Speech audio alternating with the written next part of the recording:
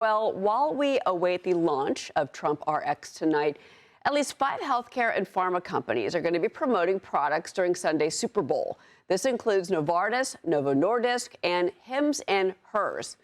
Funny those last two names, considering that they're in a fight right now. But the expected views in 2026 are pushing Super Bowl ad spots higher after a record 2025 viewership for that game. Now, with the latest reports that we're getting in, 30-second ads are going as high as $10 million, likely folks that got in late to the game to book their spot.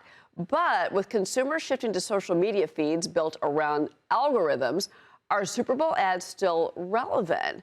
Maybe one AI giant is using the Super Bowl to throw shade at a rival. AI is going to be a big story, folks, for the Super Bowl this Sunday. I want to bring in VaynerX Chairman and Vaynermedia CEO Gary Vaynerchuk. Gary, it's great to talk to you. And look, you've been so involved in this, and yeah, you're probably a little tired now as we get ready for the game. But talk about the environment right now, and especially what we expect to see: AI, healthcare.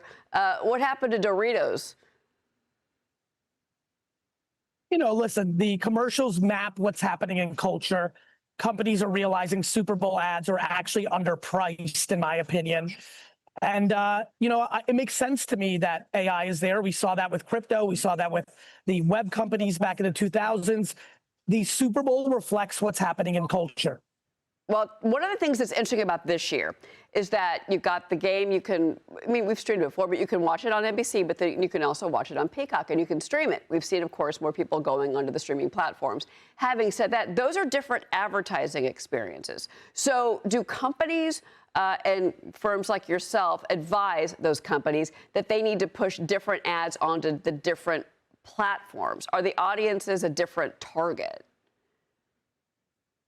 Not really. Yes, to some degree, but the streaming services right now are getting some of the local buys. There's always been local buys in Super Bowl where it's not a national buy. You may pick a couple of markets.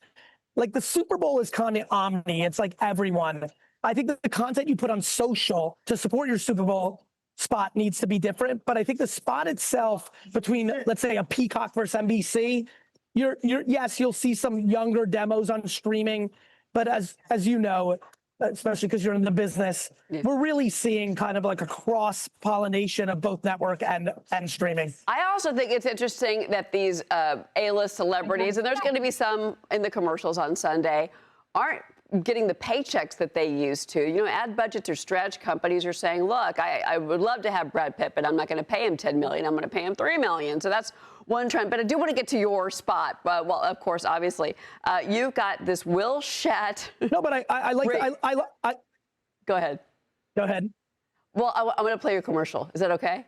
Well, I think you're right. I think. Yeah, okay. Yeah, please do. Go ahead. All right. Let's watch it real quick, and then we'll pick up on the other side. The Will Shat Raisin Bran ad. This is yours. Let's watch a piece of it. Will Shat here, bringing fiber to the masses with Kellogg's Raisin Bran. Duty calls. Will Shat? Every darn day. Whoa. Okay, so you're making fiber great again with that one. Great idea. But again, back to my point about, celebrities and what you're paying for them. Yeah, I think you made a great point. I think it's good that celebrities are getting paid less. I think they're not as valuable as they used to be because now everybody's a celebrity because of social media. So here's one thing I think many viewers will agree with me on.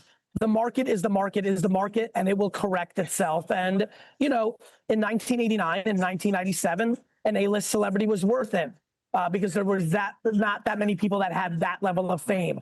But now we live in a world where there's so many more famous people, and plenty of people that will be in Super Bowl commercials are famous on the internet, not on network TV or film. Obviously, Will Shatner here is globally famous, Will Shatner's a national treasure, just to be clear. But, I want to pick up on that because Salesforce is using this YouTuber, Jimmy Donaldson.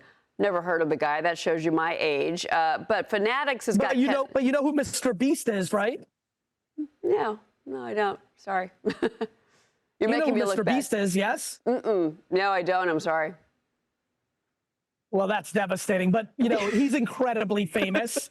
And obviously, you're about to say Kendall Jenner, so who that is, yes. She's on the screen, and yes, I know who Kendall Jenner is. I also know that Sabrina Carpenter, I know who that is doing a Pringles commercial. Yeah, I mean, look, I think fame is fragmented to the point we just made. Even though, you know, Mr. Beast is the most famous person on YouTube, he might have not hit your radar. And there's people you know that I don't know. And there's people that, and that's not how fame used to be, because there was only so many channels and so many magazines and print. And so, yeah, this speaks to why there's fragmentation and different pricing for celebrity culture today. Well, I want to go back to the ad budgets with you, and again, I have no idea who Mr. Beast is, but somebody over here next to the camera is going to explain it to me in the commercial break. But real quick, so you've got all these different high-value sporting events this year. You've got the FIFA World Cup, you've got the NBA All-Star Game, Olympics. You've got the Super Bowl, and then the same weekend that the Super Bowl is broadcasting, you've also got the Winter Olympics that's kicking off. What are companies and your clients saying about this? Because they've got to be careful on their spending right now. We tell them at Vaynermedia, I can speak for us, that Super Bowl is the best because people actually want to watch the commercials. At NBA All-Star, at the Olympics, at World Cup, no one wants to watch the commercials. Now, activations, being on the ground, making content you put on social, we're all for that.